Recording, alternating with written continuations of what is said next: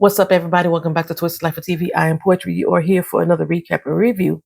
This time we are here for House of the Dragon Season 3, our season premiere, Episode 1, Salt and Sea, Fire and Blood. Now, I know one of my thumbnails say Fire and Ice, so I do need to change that. Hopefully, I correct it before you actually see this video. But if I don't, it's Fire and Blood, child. It's Fire and Blood. So, it's 1:15 in the morning. I couldn't sleep. But I think I want to just come on here and give you this video. So let me warn you, my sinuses are draining because I had real bad sinuses at night. My eyes are puffy and swollen, so I may not even be able to read clearly. And I just took my insulin. So, child,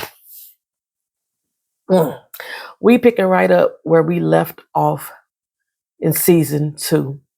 I was actually expecting there to be a time jump like normal. But instead, we got Princess Rhaenyra. She coming face to face with the dragon that she met over in the Vale. Okay. And this is the one that had wandered away. Well, this is the one we thought had wandered away from the lands, but they call it the sheep stealer because he was out there cleaning up everybody's sheep. She was like afraid to mount this dragon, but she wanted to try to tame it. So she is timidly approaching it and everything. And she got on top of it, y'all. She climbed up on top of it and flew off into the clouds, just gone. You know what I'm saying? Like Patty LaBelle, flying away. Then we see Aemon. He sneak into the Grand Master's quarters late night.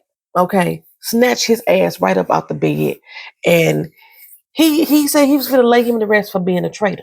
Okay. Honestly, y'all, I do not remember what this man did. I don't remember what he did to make him become a traitor because he was always a shiesty ass person to me. So I'm not sure specifically what he did to be a traitor to the throne, other than doping his brother with milk of the poppy. That's the only thing I can think of. I can't remember what it was. If y'all remember, put it down in the comment section. Lord Iron, he comes into the Iron Rod. He comes into the right before Aemon takes off the quartermaster's head. He say, "Hey, Lord Varys done took off too. Okay, he has fled the castle as well." Now remember, Varys had took off with Aegon, and they fled for safety. Aegon is still in a world of hurt, okay, a world of pain. He begging for that milk of the poppy, child. He just like a fiend out here just begging for it, just all burnt the fuck up. He's a cripple now. He looks a mess, right? So they get stopped by Rhaenyra's men. And I was like, why in the world these soldiers don't know who the king and the cripple look like? Everybody should know Clubfoot, which is Larys. Everybody should know what Aegon look like. But they tell them, you need to kneel and pledge your fealty to the queen. And Aegon is like, hell no, I ain't doing none of that. Not none of that, okay? So the soldier said, well, fine, off with this motherfucking head. Just let the heads roll. So Larys is, he's a calm thinker. He conniving as hell as well. So he says, you know what, hey, my man right here is Aegon, okay? And Aegon like, what the fuck you talking about? He is tripping. Because, like, they gonna kill your ass because he's the usurper. Okay? They supposed to be down here saying they not part of the usurper's team. And only to come to find out you are the usurper. So no, he tripping. That ain't me. But not only is he Aegon, Larry says, I'm his trusted advisor. You know what? You don't believe me? Here is crown gold right here, right? So they like, fine. Cool. Still, off with their motherfucking heads. The queen's gonna love me for this. So Larry said, oh, but wait. We worth more to you if you bring us in alive. You can kill everybody else, though. And they offed everybody else that was on their stagecoach. Now, we don't see them anymore for the rest of this episode. It was so much going on that we didn't need to see it. It's like they made sure they got everybody's stories started here so we can know exactly how this season's about to go. It's only 8 episodes, so they finna cram all this stuff into these little 8 little episodes here. If you're new to this channel, go ahead and subscribe. Hit the like button when you come to the video. Leave comments down in the comment section. Hype up the channel if you haven't already hyped up the video with 3 YouTubers this week. You can start right here, right now with me. And if you had any thoughts on what's happening on the show, like I said, we love to hear it around here. We love to hear it. So moving forward, Rhaenyra and Jace, they are still debating about Alicent and what she came there to say and if she's genuine or not. Rhaenyra wants to trust her, and Jace is like, hell no. This is a trap. You tripping. You really tripping. You keep listening to her, and you and Damon gonna end up being in Vayor's belly by sundown. Y'all tripping. So Rhaenyra's like, no, we good. No, I trust Alicent. Why would she risk her life to come over here? To get you, fool. To make sure your life ends. Vagar and Aemon, she said they gone. We ain't got to worry about them. Now, remember, we just saw Aemon taking off the quartermaster's head, but she think they gone because that's what Alicent told her. And Aegon, he bedridden. He can't do nothing to us, okay? She thinks she got this in the bag. I could take his ass out with one single stroke, right? And Jace is like, nah, something ain't right with this. She ain't hearing you, Jace. She ain't hearing you, Jace. Okay? Don't trust the red hair scallywag. That's what I'm saying, too. Because Aemon is in Westeros. And Aegon has left the building. I wonder how long it's going to take Aegon to get there. They said they had to go by ship and then they had to go transfer him here and transfer him there. But where the fucking Ravens at to sending the message? That's what I want to know. Okay? Alicent, the plan was Alicent was going to leave the gates to the Red Keep open. And when she left the gates to the Red Keep open, Rhaenyra is supposed to come on in there and take over. Okay, Rhaenyra said she's going to take off the son's head, but I don't think that was part of the plan. Okay, anyway, they say Alicent was supposed to leave the gates to the Red Keep open, but ain't nobody going to be there but you. Okay? Just in time to kidnap you, Rhaenyra. That's what Jace is trying to get you to understand. And everybody's like, Rhaenyra, girl, come on, you can't be this stupid. You can't be this stupid. You can't be serious. But she is, okay? She wants Corlys to take 5 ships, head on over there to the King's Landing and be on standby. We finna pop these people in 2 days. That's what she gonna do, right? So Jace is like, look here, I need to say this out loud. I doth protest this. I don't agree with it at all, right? But Rhaenyra is still not listening to anybody. Nobody but Alicent. Okay? For me, this is why Rhaenyra should not be queen. I'm team Rhaenyra. Okay? Only because I can't stand Alicent kids. Okay? I can't stand Alicent for the most part either. But Rhaenyra honestly does not deserve to be queen. I don't know who should be, but it ain't her. Oh, my eyelashes falling out. Type of stuff that happens at 1:30 in the morning when you're supposed to be asleep. Everybody's supposed to be rejuvenated and getting rest. Anyway, child. She insists that she wants Daemon to return to Dragonstone. In 2 days, that's when the attack is going to happen. They're going to take the city. So, I was like, if anything, if she decides to leave, and she does leave, that's when Aegon is going to show up. That's what my thought process is. Like, I'm like, what happened to the Ravens? I'm still saying, what happened to the Ravens, okay? They should have got word by now that the king has been captured. But anyway, Alicent has made it back to the Red Keep only to be summoned by the king.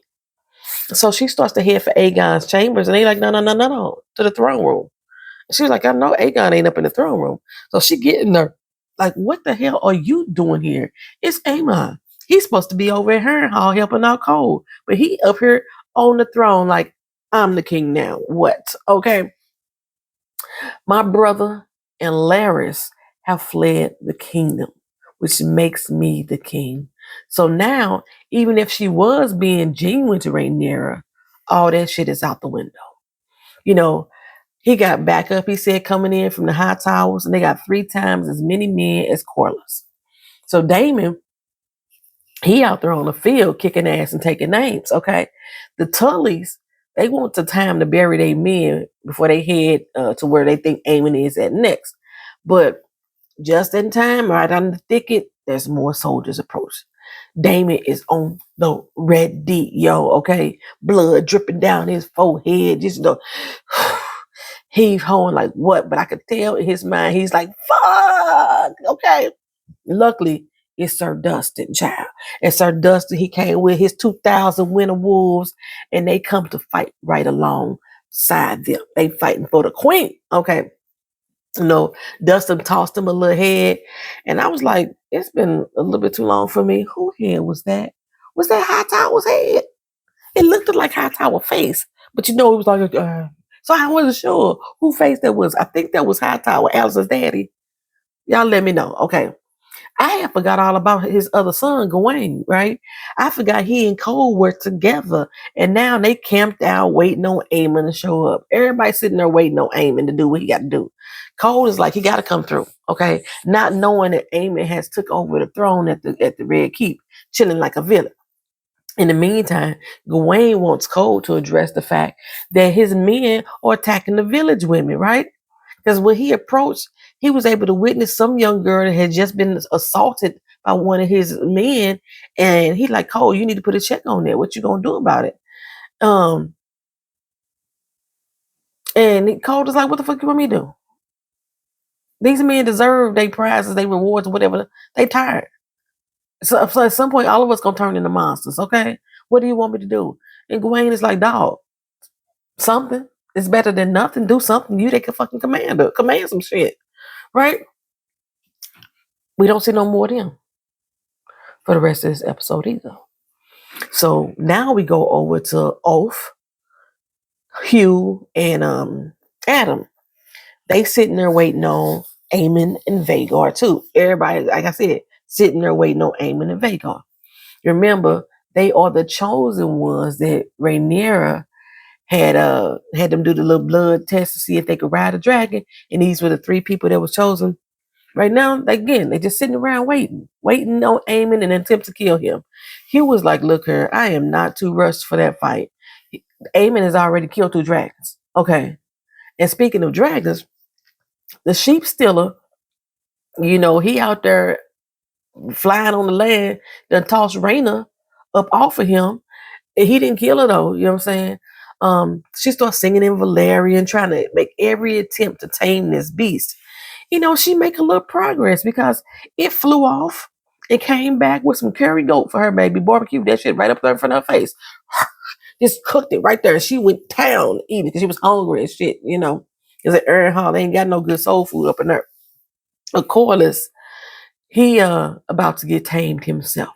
Now remember, he been fighting the Triarcy for a long doggone time, but he is unaware that the Triarcy has teamed up with the Lannisters, right?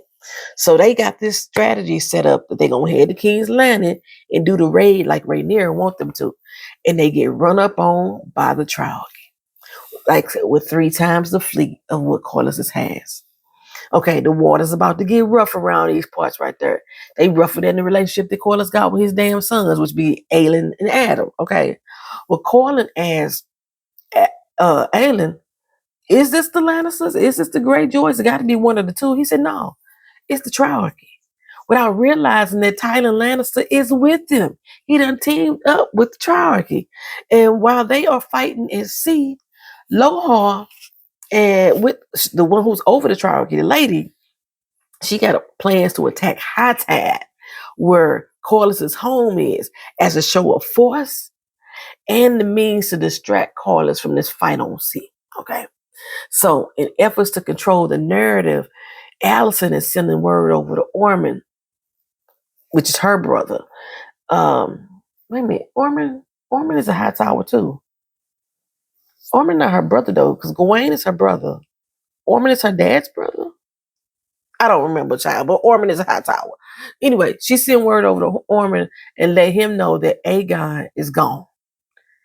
Aemon is sitting on the throne. Okay. Their new orders is to stand down and stand by, and y'all wait for Aemon to. Everybody's waiting for Aemon, child. In the meantime, she gonna try to convince Aemon to take his ass over to Harrenhal like he's supposed to do and sit with Cole and them, right? You in jeopardy here. No, you as the king is in jeopardy. You need to go to Harrenhal for safe measure. If she can get him to go to the Riverlands, fly over there, fight against Daemon ass. They could take Daemon down. And if they hurt Daemon, they could hurt Rhaenyra in the process. Otherwise, her dragons are surely to take out him. Okay? My child, my heart couldn't take what happened next. My child, Aemon leans in closely and seductively kisses his own fucking mother. In a sexual way, he did. Alicent looked a little, taken aback, but she didn't stop him because she knew that the rejection would hurt his little fragile eagle ass and knows that weak ass men would do anything for the women that they love, even if it's their own mama. Okay, that's some sick ass shit, but that's how George R. Martin wrote this shit, right?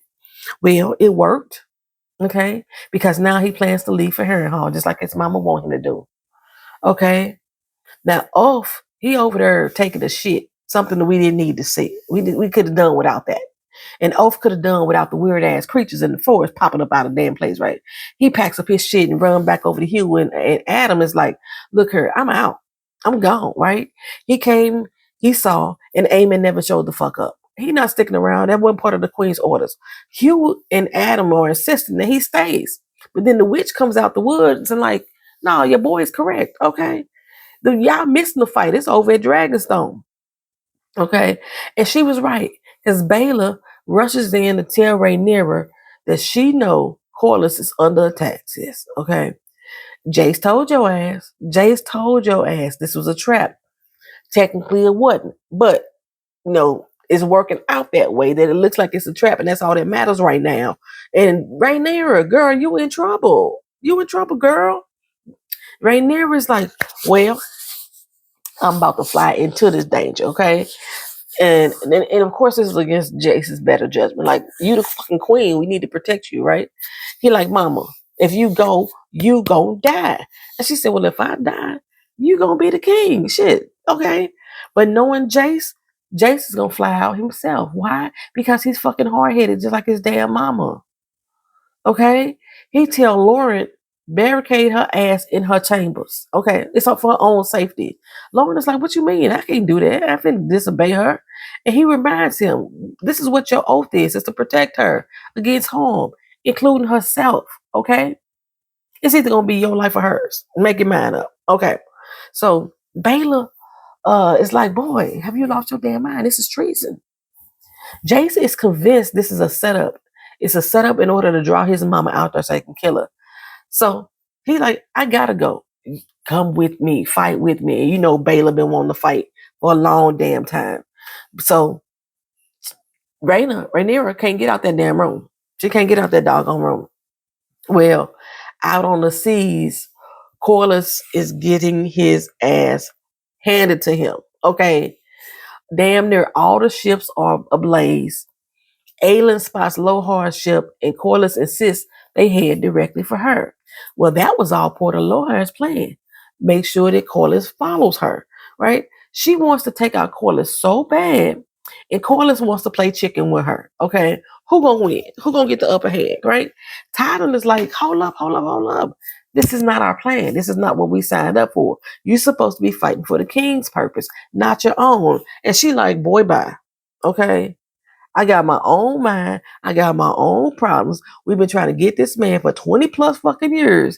I used you to get what I want. Okay? Deal with it. Deal with it. Okay? I'm going to kill the snake and I'm going to feast on his ears. Okay? What is with these people want to eat people and fuck their mamas and shit like that?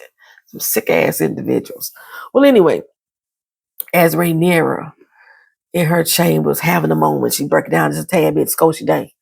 Jason Baela, they having a moment of their own. They brought their dragons to the party. You know what I'm saying? They dancing all over the Triarcy right now.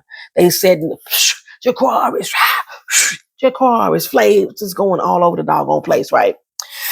They saved Corlys's hide, baby. Okay, everybody cheering down on the ships and everything.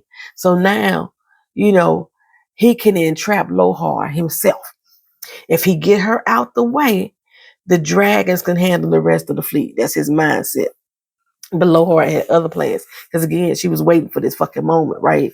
She said, bring the gauntlet, baby. Bring the gauntlet. Um, it basically the scorpion. Remember that Cersei had the big ass scorpion thing? It's a smaller version of that. This little thing should not have as much force and as much power as to kill a damn dragon. But it can injure one, especially coming from that angle. And to me, it didn't look like it hit Vermex. No, it wasn't Vermex. It was a Moonstone. Who was it? Who was being dragged?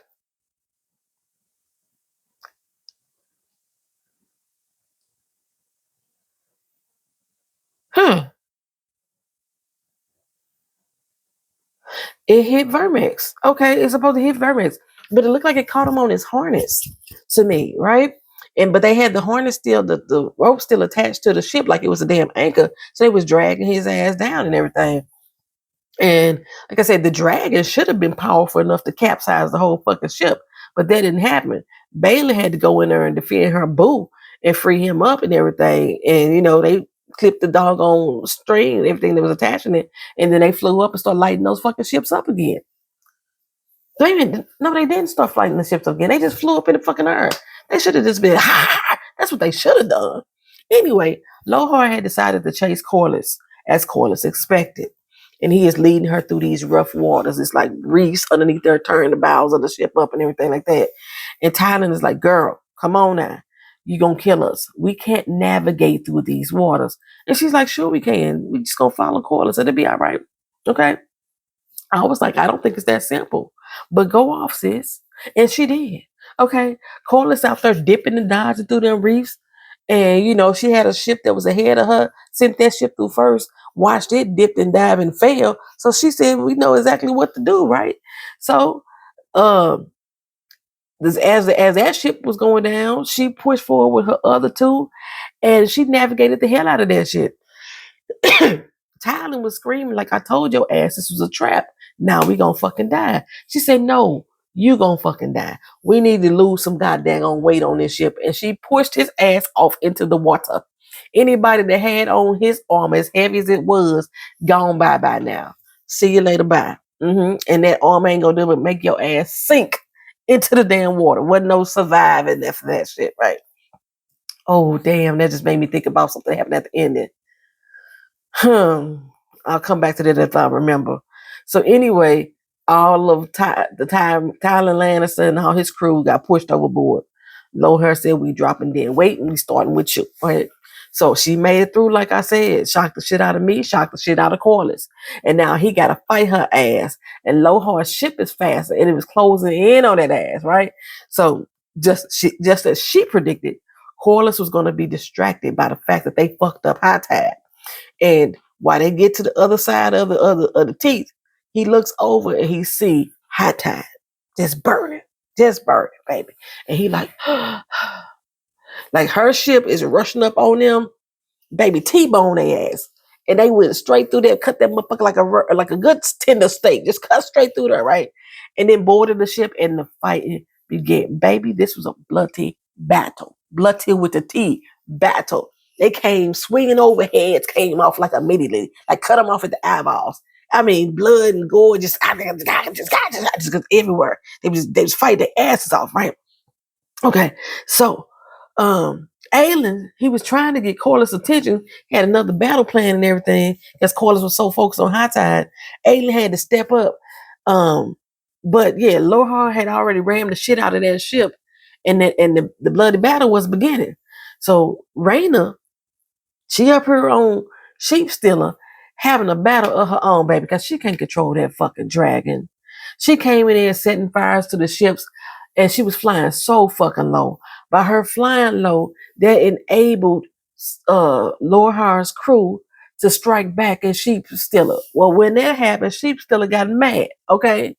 She wanted Sheep Stealer to retreat, and he's like, fuck all that. He came through fucking everybody up, burning everybody's ship left and right, an eye for a motherfucking eye. I don't care who they are. They in my damn way. Damn Sheep Stealer was setting fire to our own ships, y'all. Corliss' ships too. So we go back over to Corliss because he out there now knocked out cold on the ground. Somebody done knocked him the fuck out. You know what? And he wakes up in time to continue on the battle. He get up swinging. Baby, it was almost the end for Aelin. A beam of fire fell down on his ass, throwing him into the water, right? He falls in with one of Lohar's men, and they in the water just banging. They banging, okay? Aelin got the upper hand and came up above. Soon as he came up above, Sheep's still up above. She got the upper hand, taking out the damn everybody's ship. She even going after Baylor. She going after Baylor and Moon Dancer. And Rhaenyra is on the ship like, no, that's my sister. That's my sister, right? Girl, you ain't got no authority over that doggone dragon. What the fuck was you thinking? You a child. You a child. You don't know no better, right? JC Baylor in trouble, and he like, hey, I need to go on my boo side. Hey, Vermex, going over the Moon Dancer. We got to go get them, right? Well, Corliss, like I said, he back into the fight. And up above, Raina coming in with Sheep Stealer. And I guess, that little barbecue brought them together. But she ain't ever fought in a battle before. She don't know how to take that dragon into battle. But speaking of the battle, like I said, Lohar and Corliss, they up in there acting a plump ass fool. They laying everybody to waste on each side, right? When it comes to each other, personally, I felt that Lohar had the best of him. I felt that she had the upper hand. She had a good few strikes in on Corliss, but Corliss was still determined to take her down, right? This fight was even better than the Hound versus Brienne Tarth, okay? This fight was one for the record books. They was banging it out like, shakaw, axes, shakaw, sickles, oh, cut her, cut there, pow, knock him out. She was fucking Corliss up. Why they ever having this fight, they beating the hell out of each other back and forth. Corliss is like, this bitch gotta go. Okay. She get the best of Corliss, and the ships end up breaking in half, and Corliss was flung into the sea. Now, we did not see Corliss's body. But again, like I just said, Corliss had on all that fucking body armor, and that body armor was making these motherfuckers sink quickly. So, is Corliss dead? Is Corliss dead?